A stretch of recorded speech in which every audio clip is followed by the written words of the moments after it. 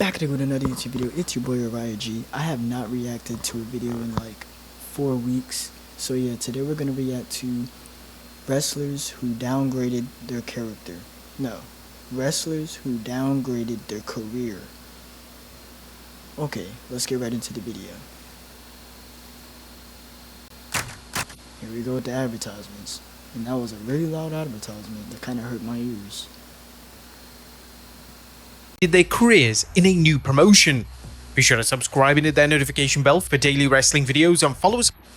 Credited as the man who kicked off the Invasion storyline, and it's a true testament to Storm's star power at the time that he delivered the first strike in what would be one of the biggest storylines WWE have ever delivered. During Storm's WCW run between 2000 to 2001, he emerged as a breakout star for the promotion as his heel work was tremendous and his in-ring work was way ahead of its time. Storm had all the tools to be a main event attraction for the company, and he was without a doubt someone the company should have put some stock behind during the final few months of the promotion's existence. When Storm was brought...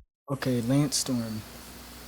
I've heard of him. I don't know too much about him, but I know about him. Into WWE in 2001, he had a great first few months in the promotion, as his run in the mid-card and his matches against the likes of Edge were actually excellent. However, it was only a matter of time before Vince McMahon took exception to Storm's lack of charisma, and Storm was then relegated to solely being in tag teams. By the year 2003, Storm was nothing more than an enhancement talent for the company. Definitely probably just a jobber, right? Yeah, he's probably... Like, did he really get any, like, milestones of Lance Storm? Did they give him a push or anything? Or was he just, like, a regular, you know, jobber or mid-card? And WWE would even actively mock Storm live on air, as Stone Cold Steve Austin would fall asleep during his matches. Dang. Number 9. Mike Awesome.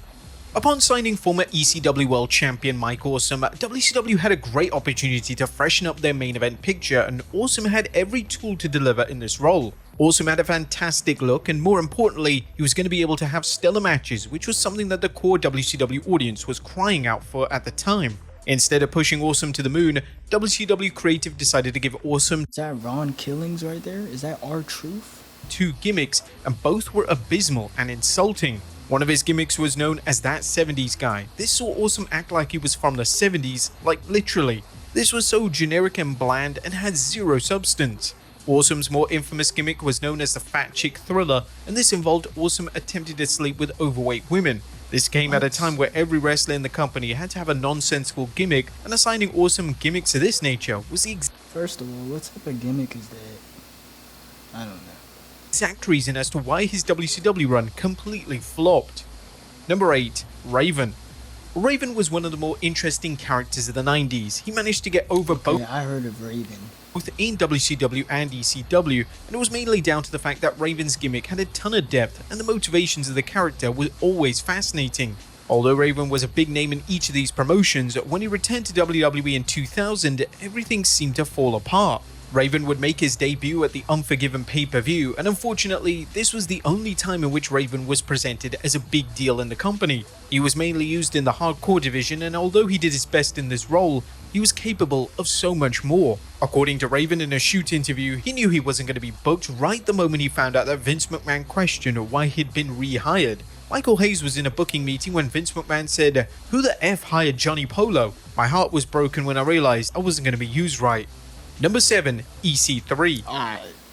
Look, I know I talk too much. If you don't want to hear it, leave the video. EC3. Ethan Carter the third. AKA Derek Bateman. Y'all know Derek Bateman, right? That's like NXT, the old NXT days, like 2012, 2011, like with Johnny Curtis before Fandango. EC3, bro, that's crazy. EC3 TNA, wow. EC3 became a huge deal when he signed for TNA. He had a unique gimmick, and as his run went on, he seemed to just get better and better as a performer. It was only a matter of time before WWE came calling, and when it was reported that EC3 had signed for WWE and he was going to be able to keep his EC3 name and gimmick, fans were more than excited. EC3 would have a brief run in NXT, but it was declared that he was main roster ready within a few short months. This run on the main roster was unbelievably bad, and it took just a few matches for WWE to lose complete faith in the former TNA World Champion.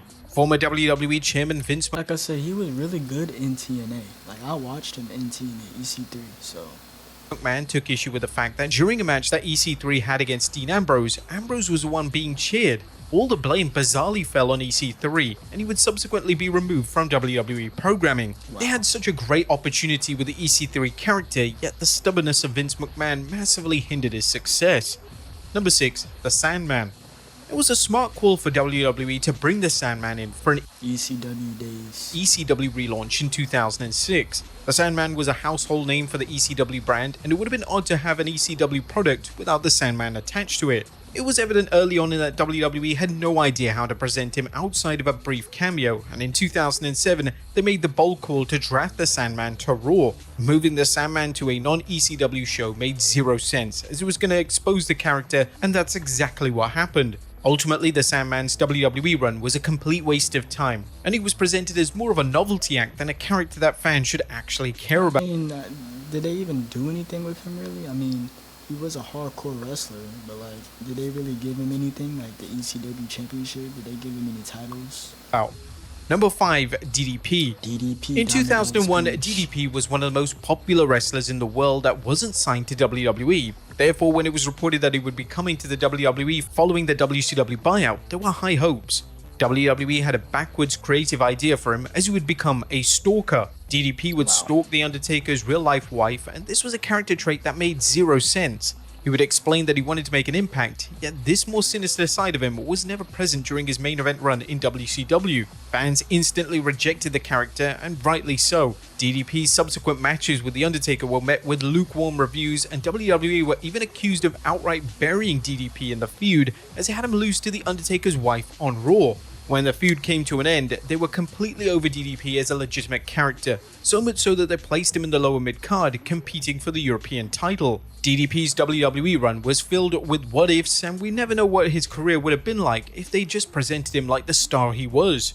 DDP would reflect on the disastrous WWE run during an interview with Sportskeeda, and he believes that being a mark for Vince McMahon was a huge detriment to him. I think one of the biggest things hurting me going into the WWE, I was too much of a mark for Vince. As a kid growing up, I freaking thought Vince McMahon was what he is. He is the Grand Poobah. I respected him so much walking in there, probably too much. Vince Russo will tell you this, you gotta be able to fight your way in there, and I was happy to be there. I just wanted to be there because I loved that since I was a kid, since it was the WWF. I watched Vince interview Andre on Apple Carts, and Vince, who is 6'2", looks like a midget next to Andre the Giant. And I loved the guy. I understood it was Vince is 6'2"? Business. Well, yeah, of course, Andre the Giant, he's like 7-8 foot. He was really tall. Rest in peace to Andre. But he's a good wrestler. I mean, I didn't watch him growing up. I mean, I wasn't even alive. But rest in peace to Andre the Giant. Good wrestler. 4. Andrade. There's usually an expectation that when a wrestler goes from WWE to Andrade. Talking about Andrade, what's his name? He's been out of the WWE for a while. Pretty much the guy who was dating Charlotte, right? Andrade something. Because I know his name is like Andrade something. I forgot. To AEW, the AEW will present them significantly better. Fans definitely had this expectation when it came to Andrade, yet his AEW run was frustrating to watch. AEW struggled with how to book him, and this was seen by countless managers he would have during his time in the promotion. Whenever Andrade would be booked to wrestle, he would have great matches, yet he would struggle to have meaningful storylines in the company, and fans would often forget that he was even signed. Towards the end of his run, Andrade would even begin to like tweets criticizing the company, and this was a sign that his run needed to come to an end. Andrade would end up departing the company and would embark on a WWE return in early 2024. Number 3. John Morrison. John Morrison. Everybody know who John Morrison is. If you're a wrestling fan, you gotta know who John Morrison is. I mean, putting him on this list, he had a decent career. Like, he's won the tag team belt, he won the IC title, so I mean, and he won the ECW championship. I mean, he had a decent little career. I mean, they didn't do too much with him, but hey.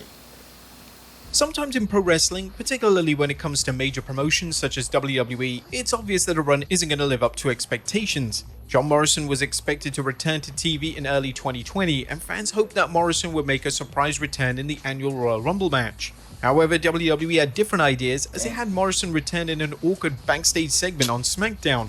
WWE would then reform the Miz and Morrison pairing, and whilst this acted as a huge boost to the tag division, Morrison was a main eventer in TNA and Lucha Underground, and he could have easily been a great addition to the upper echelon of WWE. The most infuriating thing about his final WWE run for Morrison is that he was often presented as the Miz's sidekick. Yeah, like, you see, that's the thing with how they did what. I didn't mean to pause this, but you remember when Shelton Benjamin had came back, and they had him paired with, what, was it Chad Gable? Like, they could have had Shelton Benjamin come back with his Ain't No Stop Me, that theme song. Bro, if he came back with that gold standard gimmick, that'd be way better. That's kind of Whilst the comedy was fine and his body of in-ring work was great, he was never presented as a true threat. And it didn't exactly come as a massive surprise when they would release the talented star in 2021. Number 2, Vader. Vader was a perfect signing for WWE in the mid-90s, as he was the exact star they needed to reignite the main event scene. Vader had an incredible look, and he was a fantastic storyteller in the ring, and it seemed like a given that he would be able to have unbelievable matches against the top names in the company such as Shawn Michaels, Bret Hart, and The Undertaker. However, this run went off the rails when backstage politics played a role in Vader losing his place on the card, and he would spend the majority of his days as a lower card talent. It was previously common practice for backstage politics and influence to ruin a wrestler's run in the company. His backstage heat surfaced after he messed up a spot during his SummerSlam match with Shawn Michaels, and with HBK being the way he was in '96, did he just like kick him in his head like that? WWE were going to listen to every grievance he had to say. And number 1, Bret Hart. Bret Hart, the best there is, the best there was, the best to ever do it. Ain't that what he But WWE suffered a monumental blow in late '97 when Bret Hart left in favor of WCW. Hart was offered a contract that was too good to ignore, and after they delivered the infamous Montreal Screwjob, WWE and Hart's relationship was completely shattered. Hart was such a big name, and it was kind of unusual that for the first few months of his run, WCW really struggled in how to present him. As things went on, Hart looked increasingly frustrated, as he was never a wrestler to shy away from his true feelings. Just ask Bill Goldberg. Hart did have some great matches during his WCW run, yet he could have done so much more. Yeah, at the end of the day, Bret Hart had a good career. He's won the WWF Championship. I'm pretty sure he won Tag Team Gold with, with Jim Neidhart. Pretty sure with the Hart Foundation when he was a team back WWF. I know my history. I'm only 21, but I know my WWF. I know my history. That's besides the point. What else? He beat. I remember he beat The Miz on Raw for the U.S. Championship. He did that too.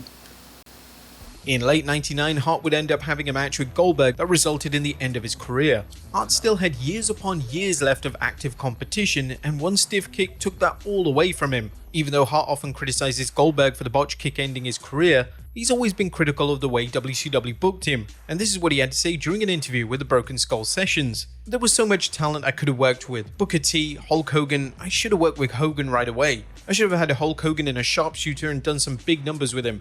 I went into WCW, I had more heat. I had wrestled you at WrestleMania 13, I beat Undertaker at SummerSlam, I knocked Vince McMahon out, I didn't really lose to Shawn Michaels. I had so much heat and they just didn't know what the hell to do with me. But in relation to what WCW themselves had to say regarding Hart and his dreadful run in the company, former Bret Hart, he won an IC title too, so like I said, he had a decent career. WCW President Eric Bischoff had this to say on his podcast. No reflection on him, but Bret Hart, nothing good came out of it. Not for him, not for us, not for the fans. Everybody lost. But there you have it, folks. That was wrestlers who downgraded their career. You guys tell me what you guys want to see next in the comments down below. I'm going to always try to give you as much content as I can. I'm in school, so you know. But yeah, more videos coming. Subscribe, like, comment. Tell me what you guys want to see next in the comments down below. I got more videos coming.